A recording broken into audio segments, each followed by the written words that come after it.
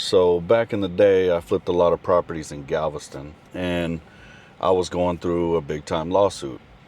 And I hired an attorney. We went through mediation, went through many discoveries, and all kind of things that we had to go through. They chose, which is the plaintiff, and I'm the defendant. They chose to have a jury trial unless I settled.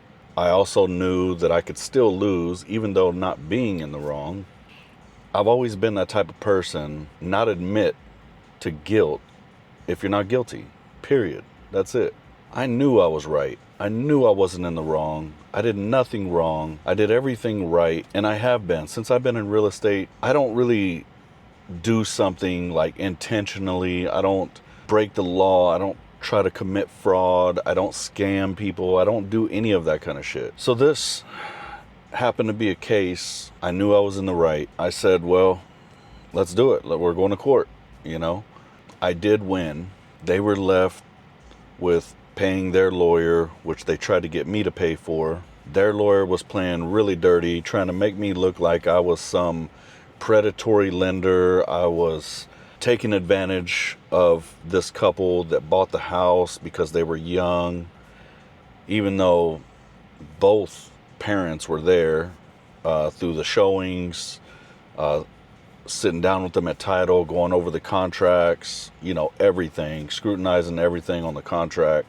This lawyer made me look like I was just some piece of shit flipper investor that has millions and millions of dollars, and I was out to just take advantage of people, just in general. He even brought up like some of the posts that I had made, this year, last year, the year before, about me doing some networking events, about me teaching classes, that I just teach people, the wrong way of doing things so that those investors can take advantage of other people to make millions of dollars, right?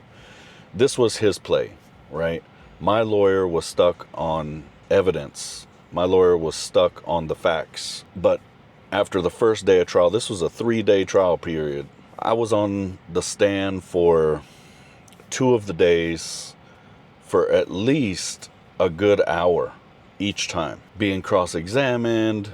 It was a full-blown trial. They literally got up there on the stand and wanted the jurors to feel sorry for them. They threw out the word, God willing. They threw out how she just had a baby, and all these things, like the sob story. Luckily for me, the jurors could tell that she was lying. Everything that she was saying was just a story. It could have went really south. I think they were trying to sue me for $137,000. It started with like $80,000 or $90,000. Then they wanted to settle for like 60 or whatever. I kept saying no, just to insult them. I went ahead and said, I'll give you $1,000 and I'll walk away. You walk away, that's it. Of course they declined, and I said, okay, let's go to court, right? But at the end of the day, I was so happy that the jurors saw the truth, saw the facts. I literally helped this couple numerous times in the process of buying the home. After they bought the home, I felt for them. I never wanted them to get, feel like they were getting screwed over. I never felt like this was something that, I was just trying to make money from or something like that. No, I really wanted them to own this house. And I made sure that they were comfortable through the whole process. I didn't pressure them into buying this house. I didn't do none of that. I could care less if they wanted to get the house or not. I was going to sell it regardless. But at the end of the day, I won. After 3 years of fighting this battle, I won. Now, the thing that happened was, they gave me a large sum of money down payment for this house. Of course, they were making monthly payments to me because I seller financed to them. I gave it to them at a little higher rate than what I had, so I had it on a wrap. They defaulted. I foreclosed. I'm not going to get into everything that happened, but at the end of the day, I ended up paying my lawyer around $25,000 So out of that big, large sum of money that they gave me, $25,000 got deducted, and plus all my time that I had to take just dealing with the mess. But again, I'm just not that type of person to settle. If I know I'm right, I'll fight it to the end. I'd rather go to prison before I admit to something that I didn't do. And that's just me.